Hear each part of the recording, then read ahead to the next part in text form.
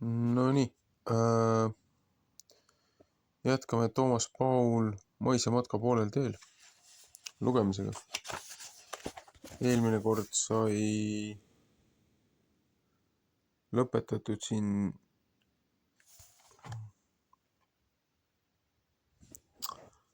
katkendiga küsimusega, mis on surmavald.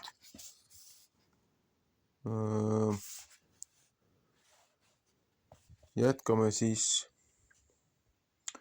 mis kombel usutunnistuses väidetu puudutab meid. See on siis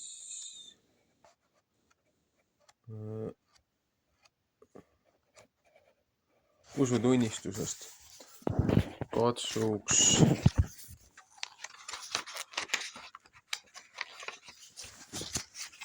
selle lugemisega selle ära lõpetada. 41 kuni 53 lehekülge.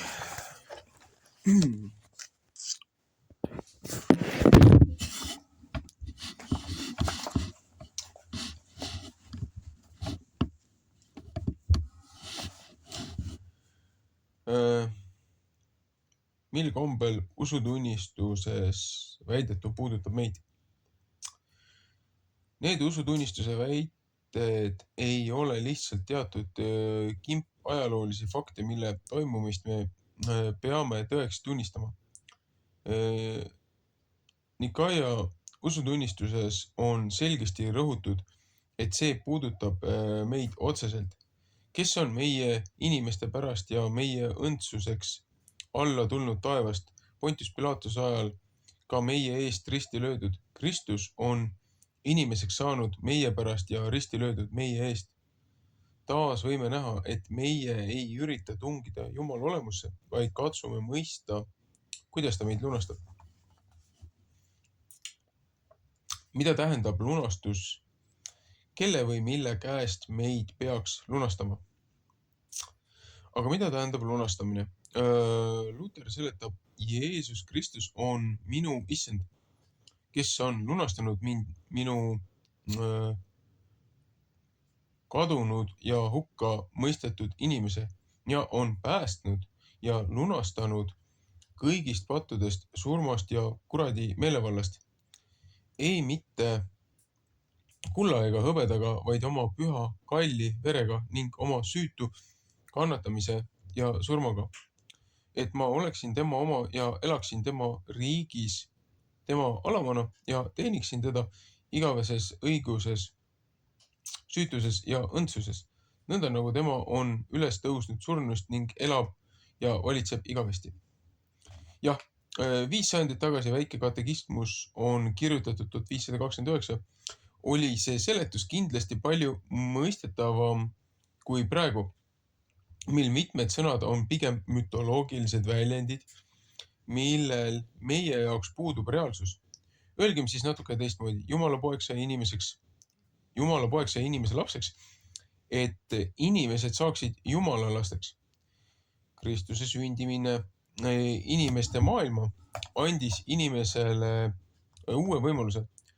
Ta laskis endale osaks saada vaesuse, reetmise, lähedase sõbra poolt, mõnitamise ja lõpuks piinarikka surma.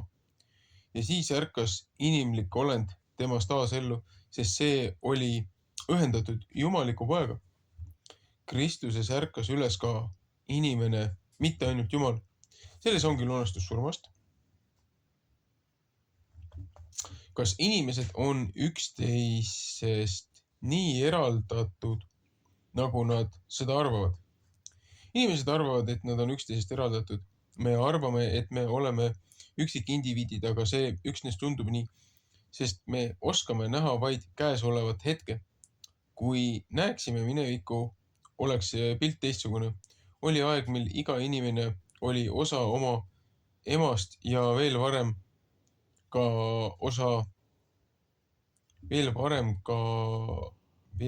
osa ka oma isast. nagu nemadki olid osa oma vanematest.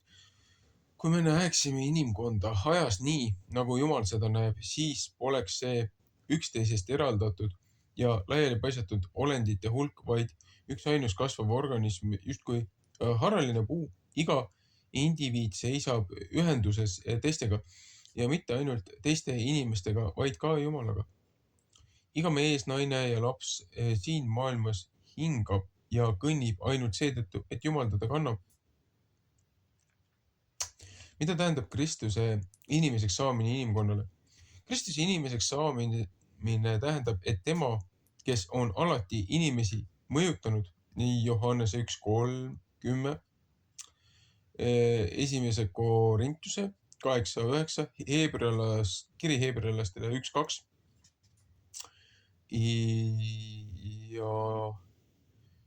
ja muud,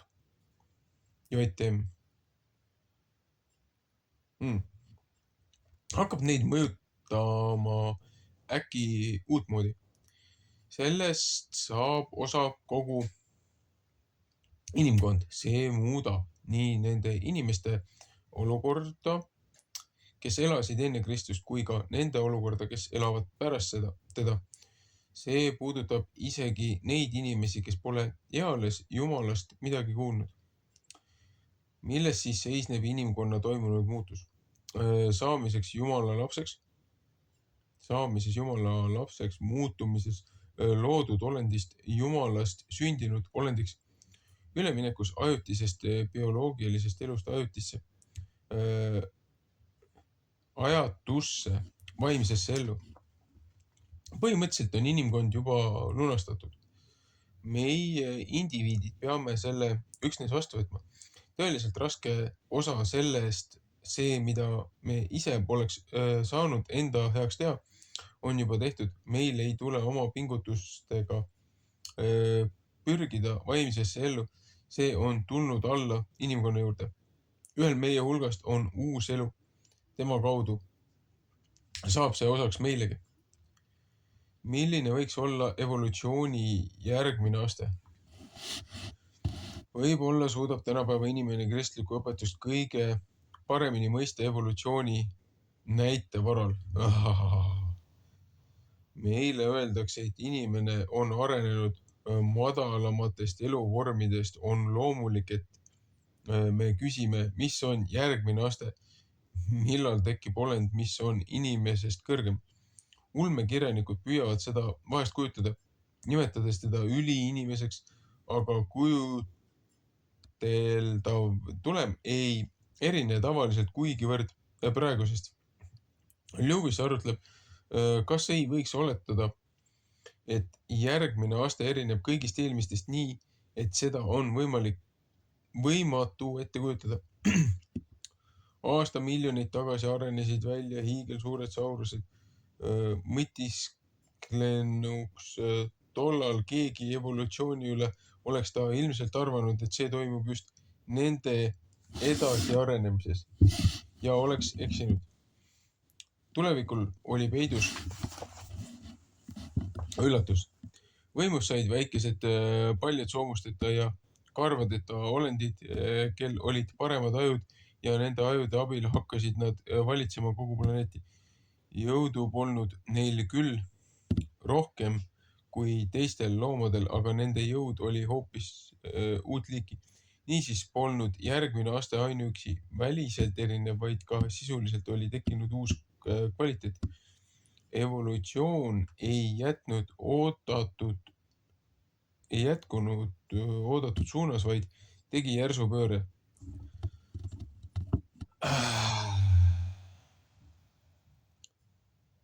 Selle kohta ütlen nii palju, et evolutsiooniteooria on risti vastuolus absoluutselt kõige sellega, mida Piibel õpetab ja mida me arheoloogilises fossiilirekordis oleme leidnud. Nagu väga kohatu võrdlus. Nii, jätkame. Kas areng peab suunduma aju suurenemise suunas?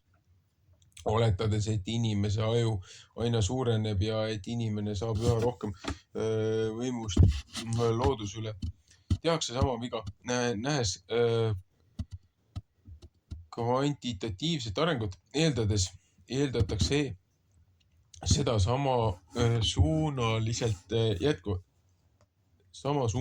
jätkuvat.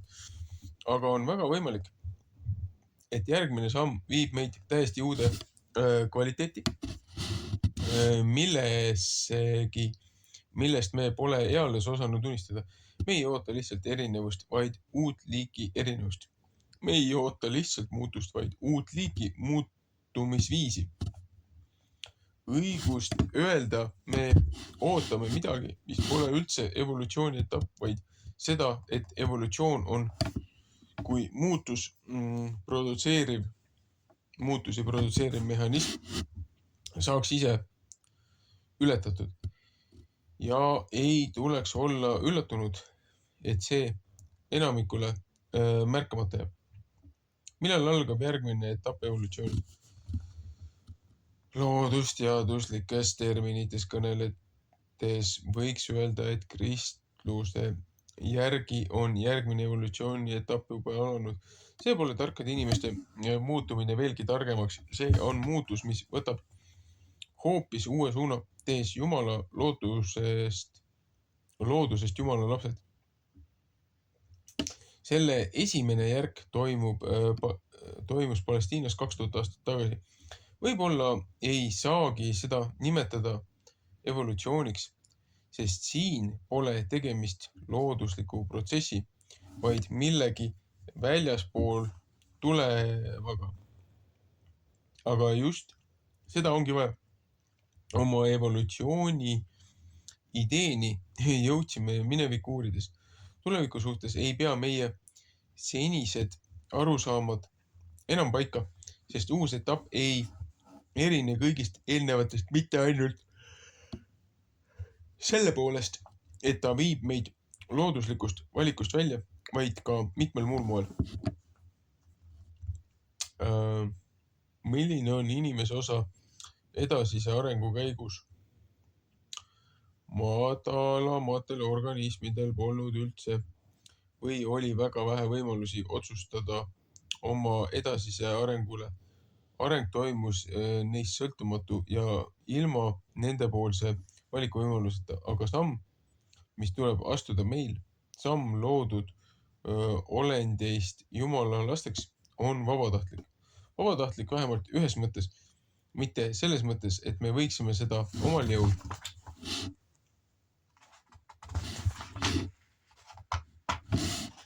astuda või isegi ette kujutada, vaid selles mõttes, et võime selle astuda või astumata jätta. Me võime lasta uuel inimkonnal jätkata teed ilma meieta. Miks nimetab apostel Paulus Kristust teiseks Aadamaks ja uue loodu alguseks? Apostel Paulus nimetab Kristust uudse viljaks esmikuks, mis ta on siis kreeka keeles või? Aparche, 1. Korintuse 15:20-23. Teiseks Aadamaks, 1. Korintuse 15:45. Loomulikult on ta midagi palju enamat, ta pole mitte ainult üks uus inimene, üks eksemplar tervest liigist, vaid uus inimene üldse. Ta on kõikide uute inimeste algus.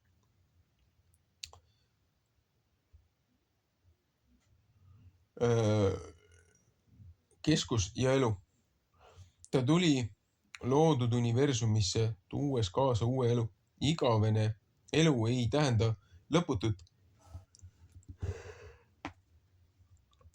vegeteerimist, vaid on elu kvaliteedi tähtsus.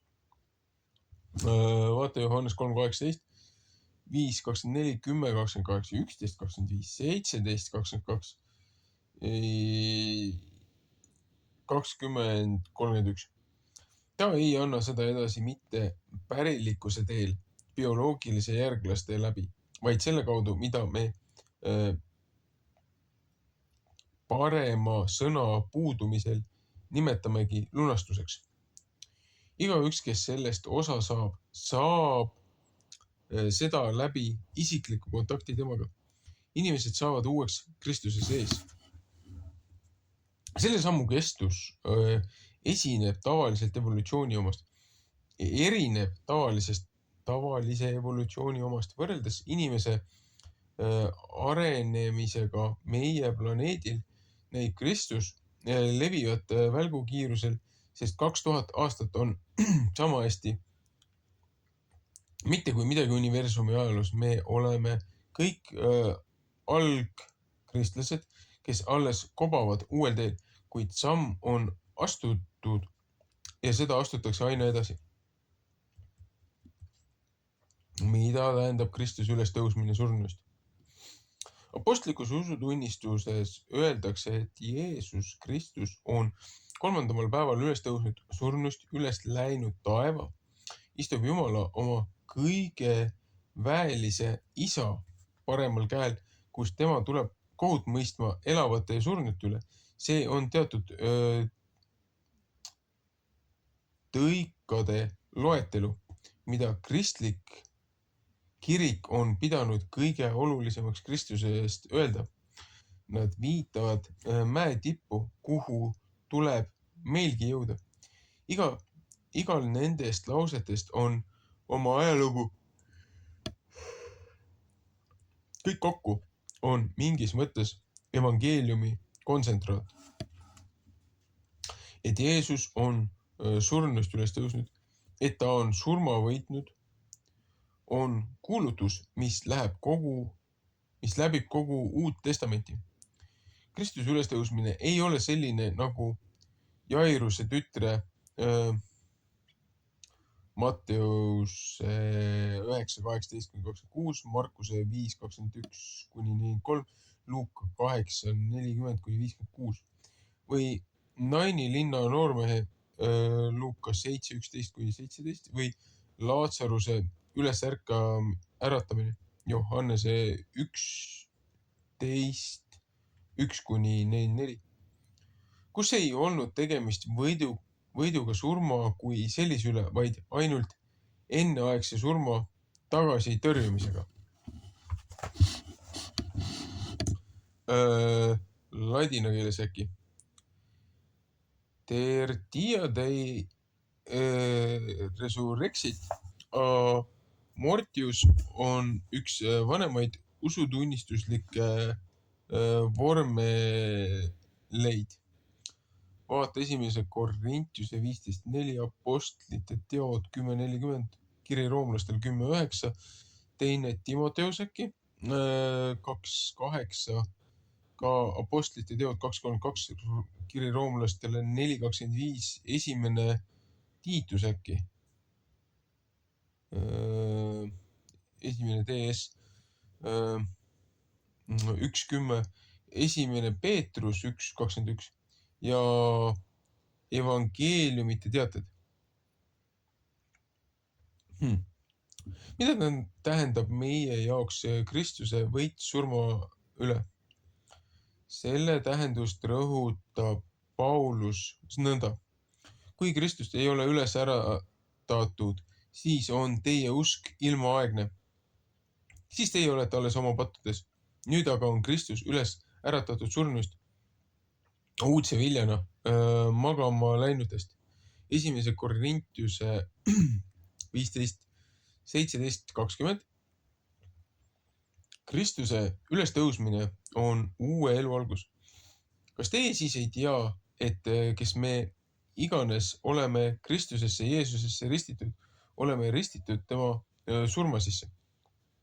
Me oleme siin ühes temaga maha maetud ristimise kaudu surma sisse, et otse kui Kristus on äratatud üles surnust isa kirkuse kaudu, nõnda ka meie võime käia uues elus, sest kui meie oleme kasvanud kokku tema surma sarnasusega, siis võime seda olla ka ülestõusmise sarnasusega, teades, et meie vana inimene on ühes temaga löödud risti. Kiri roomlastele 6:3-6. Miks me peame uskuma, et Kristus on läinud taeva.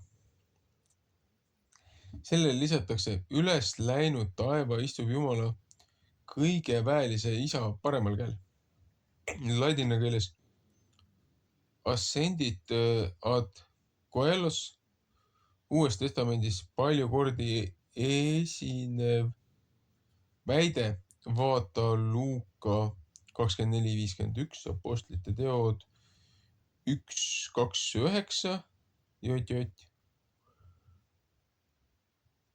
22, Efesuse 4:10, 1. Timoteuse 3:16, Heebrealaste 4:14, 9:24, 1. Peetruse 3:22, ka Johannese 3:22, 6, 62, 20, 17,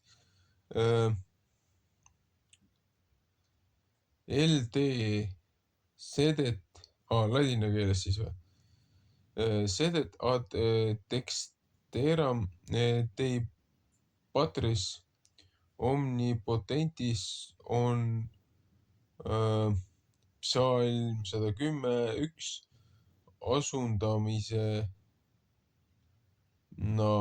Markuse 12:36, 14:62, Apostlite teod 2:32, 5:31, 7:55, kiri roomlastele 8:34, Efesuse 1:20, Kolossius äkki, KL 3:1, Heebrealaste 1:3, 13, 8:1, 10, 12, 12:1. Miks Kristus istub taevas? Mida see tähendab? Miks Kristus peab istuma kuskil taevas? Siin on tegemist kõige otsesemas mõttes pildikeelega. Yeah, right. Idamaa kuninga palge ees olid silmili maas püsti, võis tõusta alles käsku vastu võtma. See oli eriline soosing, kui keegi tohtis istuda. Ainult kaasvalitsejaks tõstetu istus kuninga paremal käel.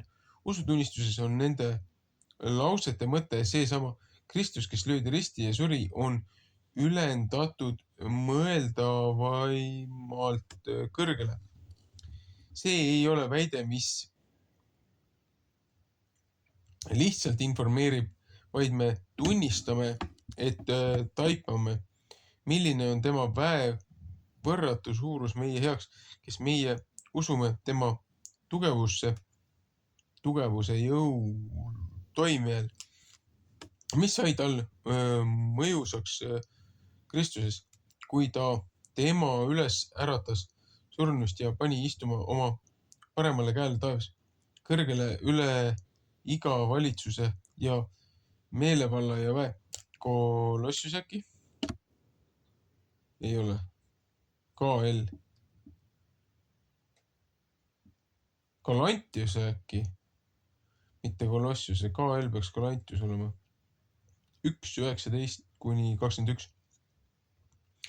Iga ristimistalitusel tuletatakse meelde Jeesuse sõnu.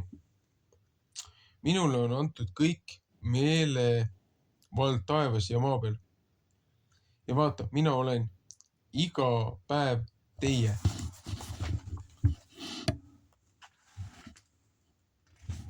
Juures, iga päev teie juures ajastu otsani.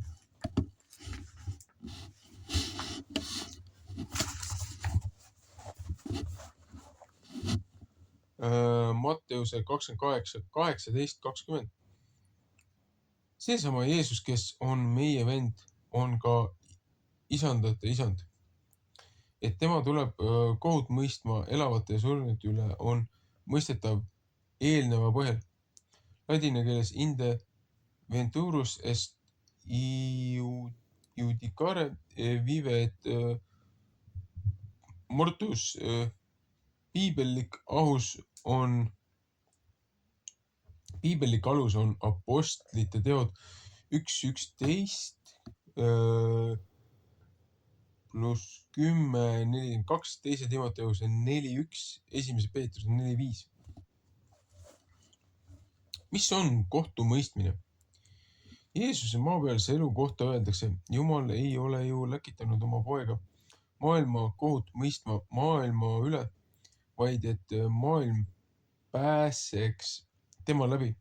Kes temasse usub, selle üle ei mõisteta kohut ja kes ei usu, selle üle on kohus juba mõistetud, sest ta ei ole uskunud Jumala ainusündinud poja nimesse. Kohtumõistmine aga on see valgus on tulnud maailma, ent inimesed on eelistanud pimedust valgusele. Johannese 3:17-19. Kohtumõistmine on pimeduses varju avalikuks saamine. 1. Korintuse või KR, ikka 1. Korintus peaks olema, 4:5.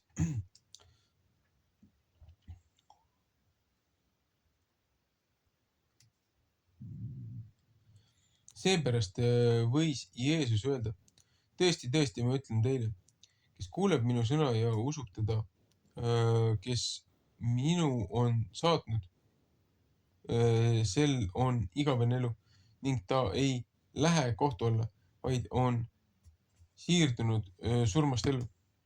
Johannese 5:24. Miks usutunnistuses ei kirjeldata püha vaimu?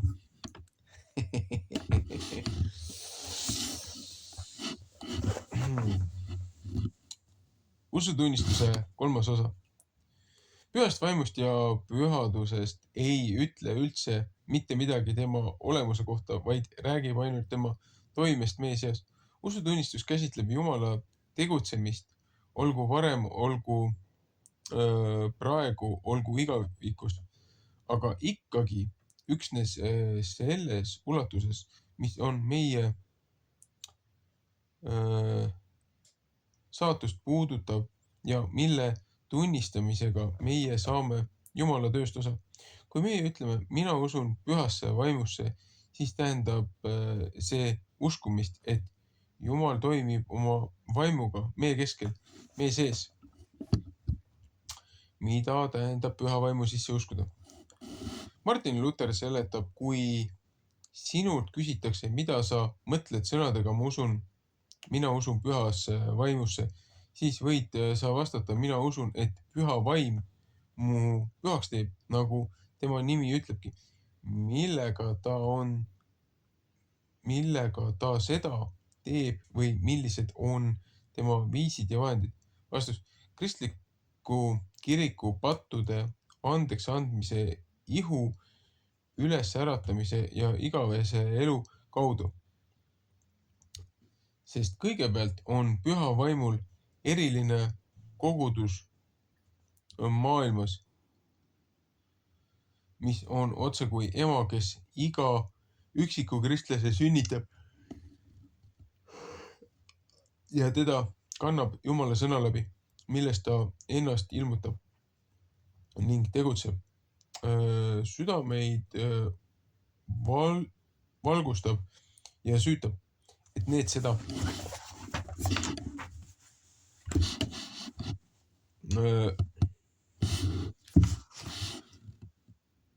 mõistaksid, vastu võtaksid, sellest kinni hoiaksid ja selle juurde ka jääksid. Edasine loetelu ei ole ammendav, vaid üksnes mõningaid olulisi külgi puudutab. Esimene asi, mida püha vaimu tööst nimetatakse, on see, et me usume üht püha kristlikku kirikut. Mida tähendab üks püha kristlik kirik? See kirik on eesti keeles mitmetähenduslik, kreeka keeles kyriake tähendab issandale kuuluv hoone on jutumärk või sulgudes. Aga hiljem hakati nii nimetama ka kirikusse kogunenud kogudust. Uues testamendis kasutatakse nii üksikkoguduse kui kogu ristikoguduse kohta sõna ekliisia. Ehk siis välja kutsutud. Uus Jumala rahvas võrdluseks heebra keeles kahal, esimene kuningad või 1 Kain 8:55, psalmid 22, 23, 26, 35, 18 ja muud.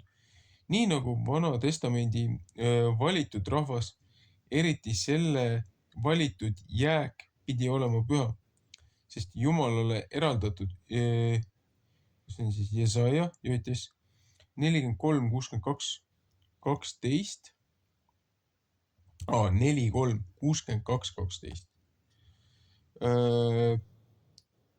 TN, kas see on Danieli raamat äkki? 7, 18, 21, 25, 8, 25, psalmide 16, 3, 34, 10 ja muud. Nii ka kristlaskond 1. Peetruse 2.9 võrdluseks KL. Kas see on jälle Kolossus või 3.12? Nii jõuti usutunnistuslike vormeliteni. Kreeka keeles hagian, ecclesian, ladina keeles unam, sanctum ecclesiam catholicam. Miks peaksime sellist asja uskuma? Eks ole ju igaühele näha, et kirik on olemas. Siinkohal on sünnis tuletada meelde, et uskumine ei tähenda millegi olemas olemise möönmist, vaid suhet temaga. See, et meie jaoks kiriku kui organisatsiooni eksisteerimine on silmaga nähtav, ei aita oluliselt kaasa selleks, et uskuda ta olevat püha ja ühtne. See on küll õige väide. Mida tähendab katoliiklik ja katoolne? Ladina keeles katolikus on laensõna kreeka keeles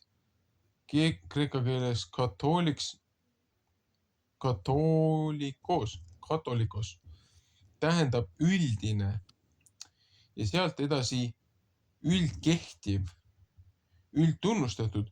Rooma katoliiklased on Rooma paavsti primaati tunnustavad kristlased. Kreeka katoliiklased kuuluvad ida õigeusu kirikusse. Omadussõna katoolne tähendab üldist või ühist. Usutunnistuse kontekstis tõlgendati 2.–3. sajandist mõistet katoliiklik tähendus õigeusklik. Kreeka keeles ortodoksia vastandina heebrakeelsele haireesis. See tähendab ketserlikule. Meie kogemus näitab pigem, et ei ole mingit ühtset ja üleüldist kirikut. Kuigi mitmed sellele positsioonile pretendeerivad, vaid on palju erinevaid konfessioone ja et reaalsed kirikud on kaugel püha olemisest. Nõnda on ka selle lause puhul vaja samasugust usaldust, et suuta tunnistada, et kõige selle kirevuse ja erimeelsuse taga on viimaselt Jumala töö, mille tema muudab enese kaudu ühtseks ja pühaks. Järgmine usutunnistuse lõik kinnitab, et me usume pühade osadust. Mis on pühade osadus? Ladina keeles sanctorum communionem on varasemates tõlgetes eesti keelde pühade osasaamist. Kreeka keeles koinonia ja ladina keeles communio sisu on tõlgendatav mitmeti. Ta võib olla kollektiiv, kuid ka kollektiivi enda kogemus.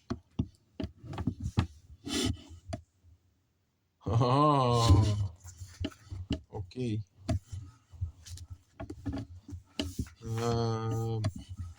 Lisamärkusena lihtsalt. Mul tuli meelde, mida kuidas kutsuti ühte kogudust, mida üks professor, kes piiblit lahti jutustas ja kirjeldas,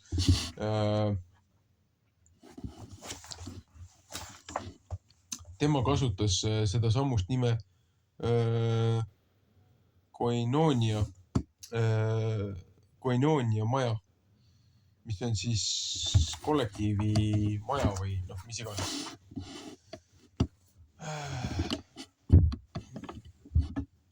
Nii, jätkame. Või kollektiivi liikmete kollektiivi elamus. Kreekakeelsest sõnastusest koinonia ton hagon ongi ida kirikutes tõlgendatud kui osasaamist pühast armulauast. Pühade osadust võib tõlgendada kitsamalt ja laiemalt. Kitsamalt tähendaks see seda, et pühad inimesed, nõndanimetatud pühakud, on omavahel osaduses. Avaramalt võttes on see lause eelmise paralleel, kus viidatakse, mida kristlik kogudus tähendab. Luter seletab, püha kristliku kiriku nimetatakse veel pühade osaduseks communio sanctorum, sest mõlemad mõisted tähendavad üht ning sama. Apostel Paulus kõnetab oma kirjades pidevalt kõiki kristlasi pühadena. Näiteks kiri roomlastele 1.7, 2 Korintus 1.1, Efesuse 1.1 ja nii edasi. See sõna ei tähenda talle asjaosaliste erilist kõrget moraalsust või muud, vaid Kristuse kaudu toimunud pühitsetud Jumala rahvasse kuulumist. Kes on pühad? Kui järele mõelda, kas ei ole sedagi üsna raske uskuda, et minu kohta võiks käia sõna püha. Me peame püüdma uskuda, mida me sugugi alati ei koge ei enda ega teiste juures. Küllap sellepärast ongi vajalik, et järgneks tunnistus, et meie usume pattude andeks andmist. Mis on pattude andeks andmine? Ladina keeles remissionem peccatorum. Vaata Luuka 24.47, Apostlid 2.38, 5.31, 10.45, 13.38, 26.18, Efesuse 1.7, KL, kas on siis selle Kolossius või? 1.14, et Jeesus on andeks andnud patte on evangeeliumites palju kordi jutlustatud. Vaata näiteks Markuse 2.5, jott. Mis asi see 1 jott ja 2 jotti on? Johannes 8.11. Ilma andeks andmiseta ei saa olla mingit pühadust. Me ei saa ise oma mineviku koormast vabaneda. Aga see ei käi ainult mineviku kohta. Kuidas me ka ei püüaks, ikka me komistame ja eksime. Miks me peaksime tunnistama end patuseks? Iga jumala teenistus algab kas pihitalitusega või siis ilma armuloovata jumala teenistusel üldise patutunnistusega. Paljude meelest on see liig. Aeg-ajalt võiks ju oma elus tehtud vigadele mõelda ja neid kahetseda, aga pühapäevast pühapäeva aina oma patusust kurta on kurjast. Kuidas oma vigade möönmine aitab nendest vabaneda? Tuumafüüsik ja filosoof Karl Friedrich von Weizsäcker ütleb, inimese küpsemine on võimalik ainult seal, kus isik tunnistab enda kohta kehtivaks seesmist imperatiivi, meelsuse imperatiivi. Aga kuidas see siis viib küpsemisele? Minu vigade tagajärgedest vabaks saamine, ka nendest traumadest vabanemine, mida teised mulle on teinud. See vabanemine sünnib kui üldse ainult siis, kui ma oma vigu tunnistan, kui oma vigu ja just sellega neist eraldun, et ma neid süüna enese peale võtan. Vabanemine algab tunnistamisega. Ma oleksin võinud ka teisiti ja et ma ei ole teisiti toiminud. Selle põhjus on miinus. Kui ma seda ei suuda tunnistada, siis jääb viga ja kõik sellest tulenev minu külge. Siis ma olen samastatud veaga ning kannan paratamatuid tagajärgi. Ma usun, et inimeste kogu konflikt enesega, mida nad küll alati projitseerivad väljapoole ning seega tingivad, et nad on täis agressiivsust kolmanda vastu, et nad ühiskonda ja ei tea, keda veel süüdistavad. See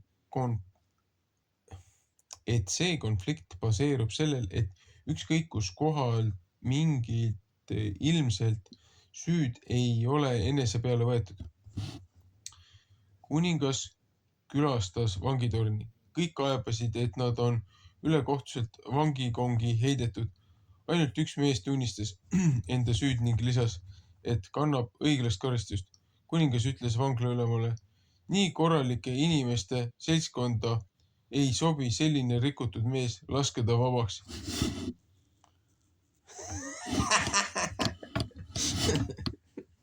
Normaalne. Kes suudab oma süüd tunnistada? Süüd ja täit vastutust enese peale võtta suudab viimselt aga vaid see, kellel on lootus andeks andmisele. Muidu oleks inimese osaks meeleheide ja häving. Arvatavasti on just see lause üks usutunnistuse kõige mõjusamaid asju. Usutunnistus lõpeb pilguheiduga üle maise elu piiride.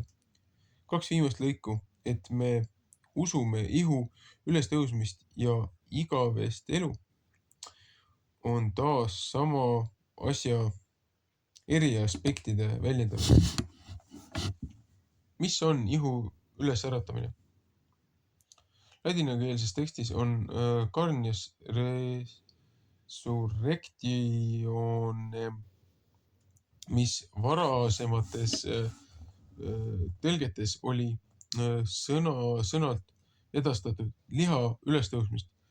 See kõlab koledasti igas muus keeles peale heebrea. Nii kurdab Luter. Otsetõlge liha ülestõusmine pole päris õige väljend, sest lihast kuuldes me mõtleme alati lihakarnidele. Seepärast on siin õigem öelda ihu ülestõusmine või koguni surnute ülestõusmine. Tegemist on hebraismiga. Kõik liha heebrea keeles kolbazar tähistab kas kogu inimkonda, näiteks 5. Moosese 5.26, psalm 65.3, 145.21 või kogu elusloodust, näiteks 1. Moosese 6.17, 9.16 jott HI.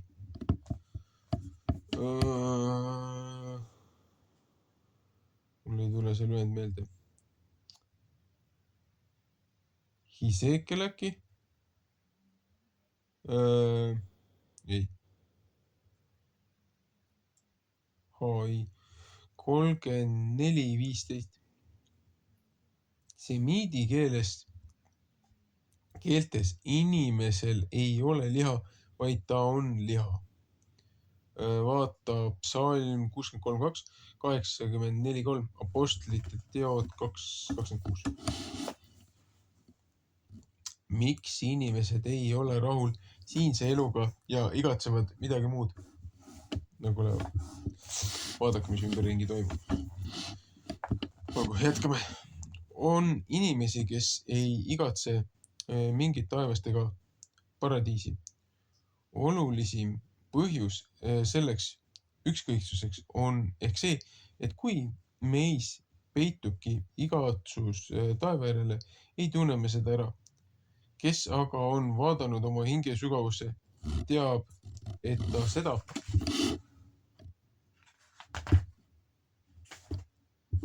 tõepoolest igatseb.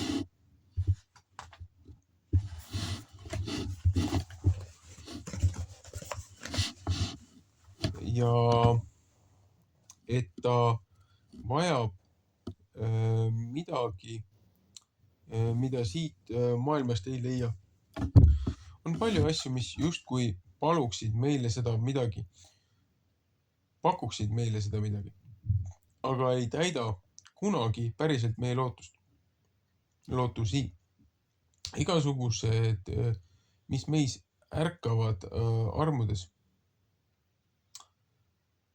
mõeldes kaugetele maadele või tegeledes huvitavate asjadega, on igatsused,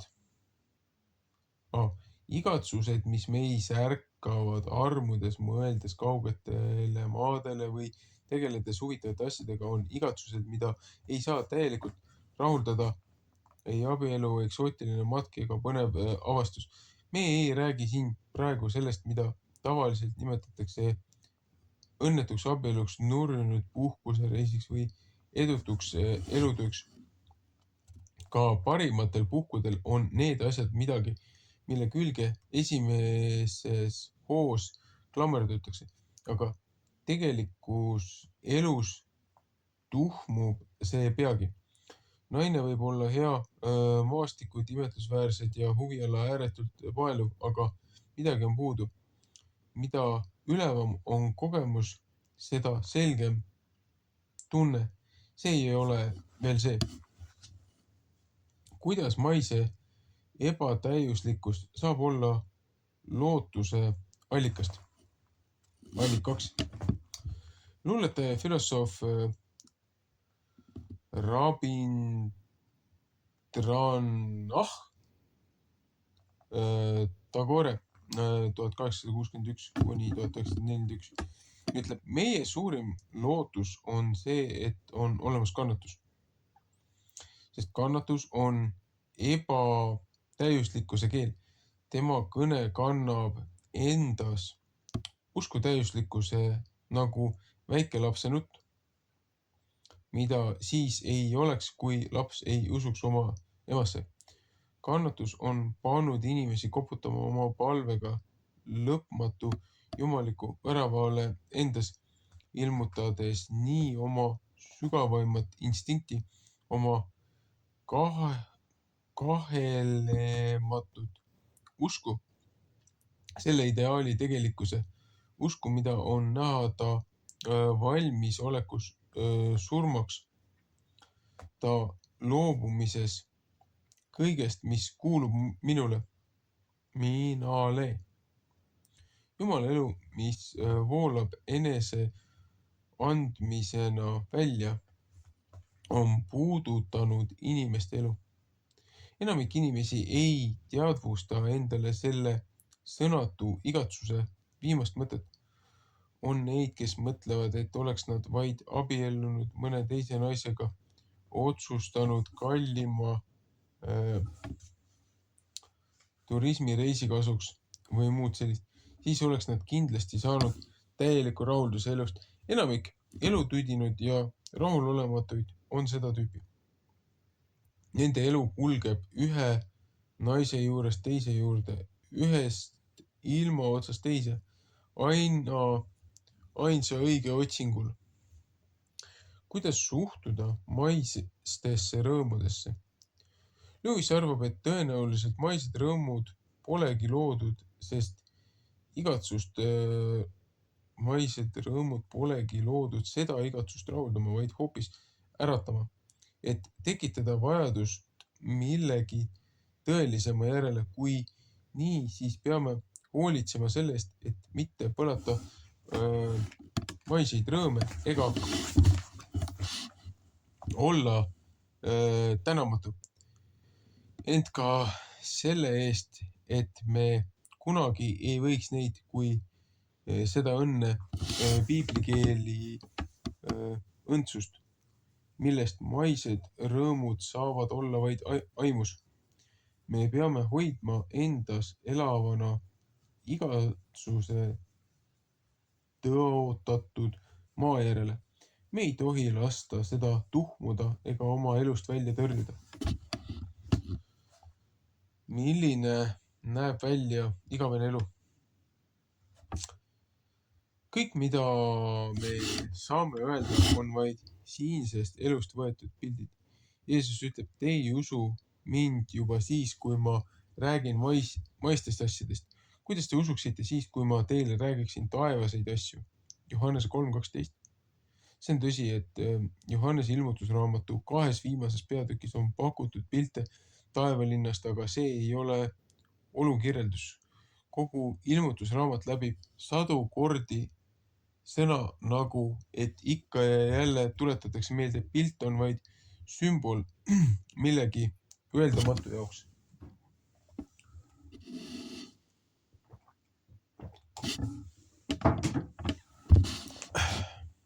Kas igatsus taeva järgi ei ole naiivne? Lewis ütleb, pole mõtet lasta end häirida lõõpijatest, kes võtavad kristlaste lootust taevariigile, kuid totrust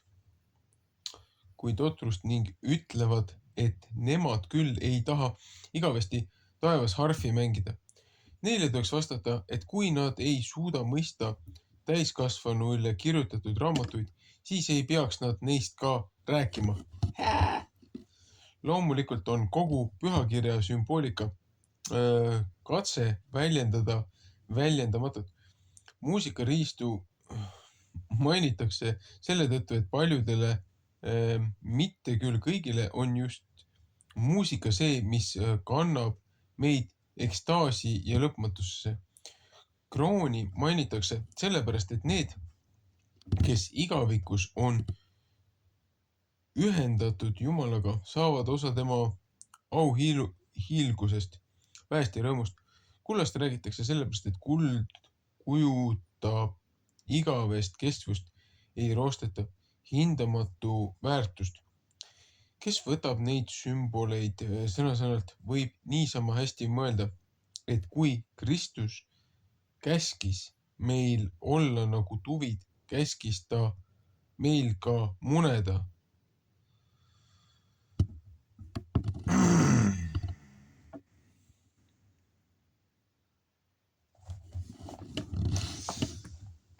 Jah. No comment. Mida tähendab igavene elu? Ladina keeles vitam aeternam, kreeka keeles zoen, ionion,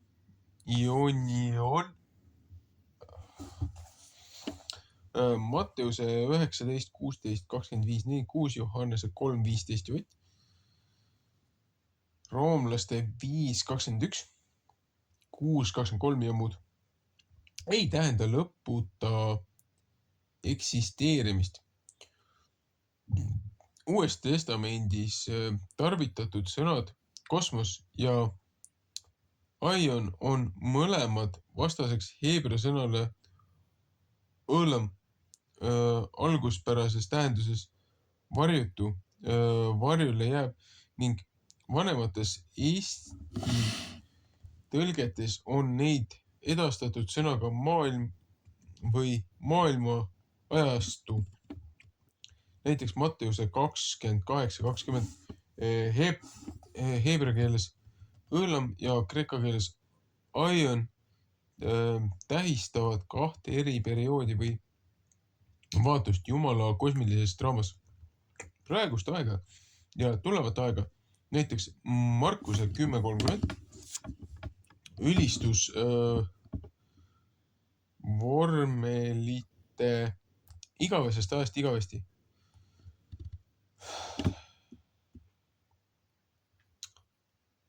Kreeka keeles eistus aionos, ton ainon, roomlaste 16.27, keel, vaat see peaks olema Galantiani.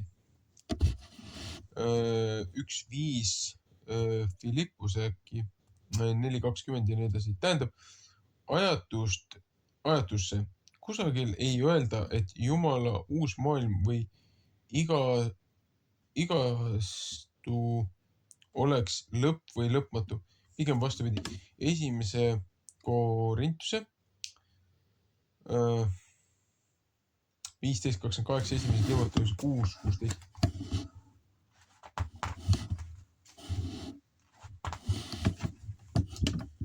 Mida me saame oma lootuse kohta väita?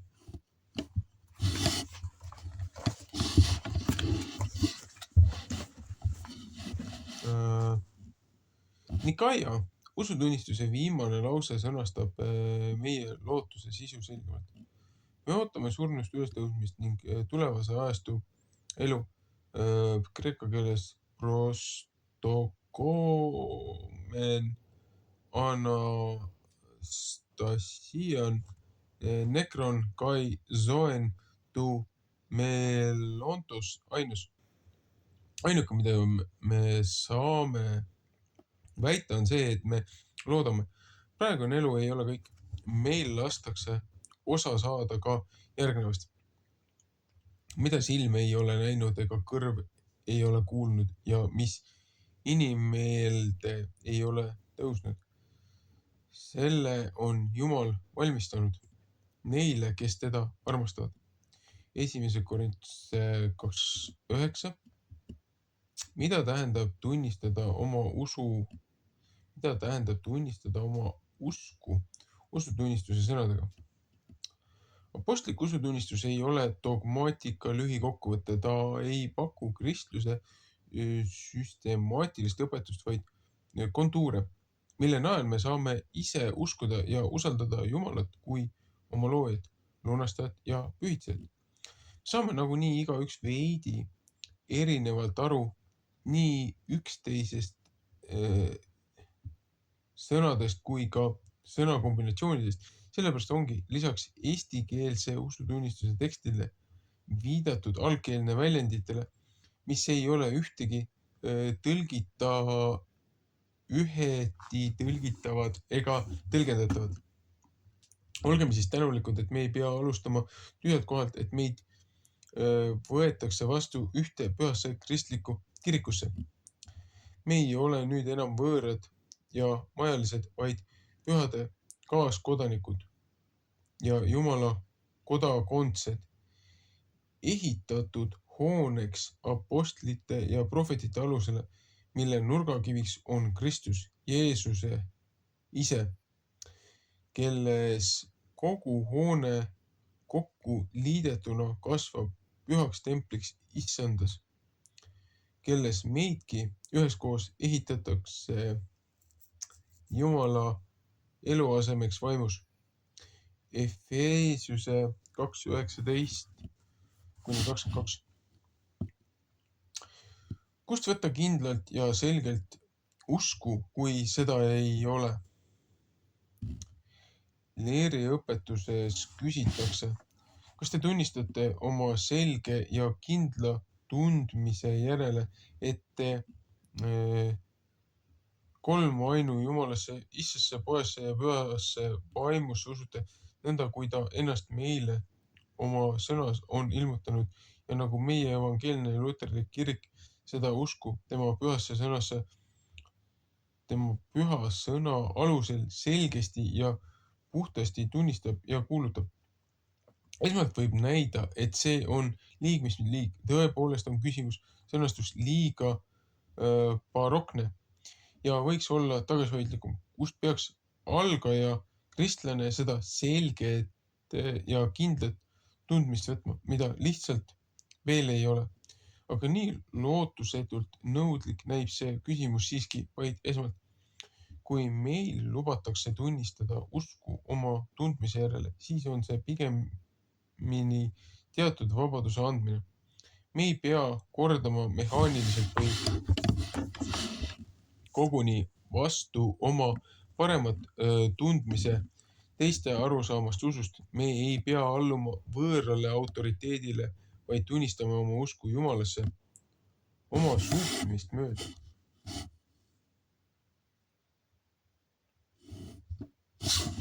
Ma pean selle uuesti lugema. Me ei pea kordama mehaaniliselt või koguni vastu oma paremat tundmist teiste arusaamist usust. Me ei pea alluma võõrale autoriteedile, vaid tunnistame oma usku Jumalasse oma suutmist mööda.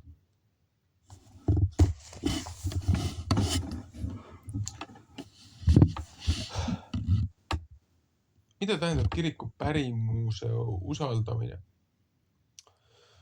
Aga oma usku tunnistades me tunnistame ka, et me usume, et Jumal on ennast ilmutanud ja et me usaldame kiriku aastasadade kogemust,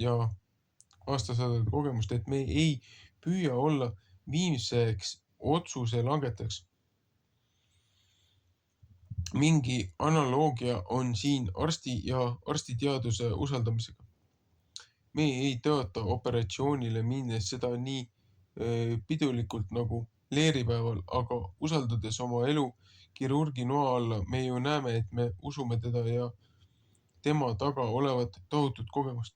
Vahel võib tohtri tarkus olla ebapiisav ja puhuti diagnoos väär, aga ometi on see mõistlikum tee, kui suurest umbusust hakata ise leiutama vähi vastaseid vahendeid. Arvestades, mis viimase 10 aasta jooksul ja eriti viimase 6 aasta jooksul on meditsiinis tehtud, tead, see väide on nii kohatu.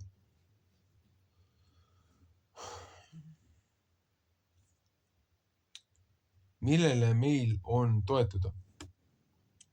Pauluse sõnadega on vaid üks ihu, üks vaim. Nii nagu te ka olete kutsunud oma kutsumise antud ühe ainsas lootuses. Üks issand, üks usk, üks ristimine, üks Jumal ja kõikide isa, kes on kõikide üle, kõikide läbi ja kõikide sees. Igaühele meist aga on antud armu Kristuse kingi mõõdumööda. Efesuse 4:40-7. Sealt, kuhu oleme jõudnud, astugem sama rada edasi. Filippiuse äkki 3:16.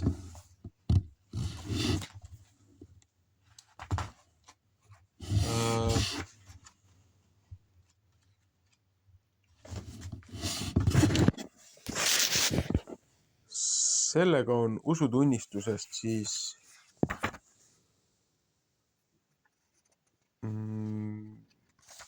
viimane osa loetud.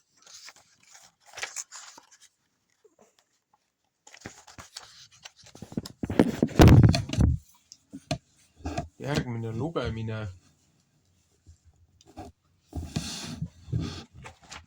kui telefonimälu saab piisavalt varundatud.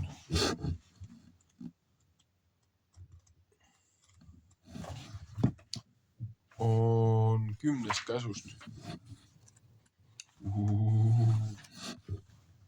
Ja see on põhimõtteliselt 57 kuni 94.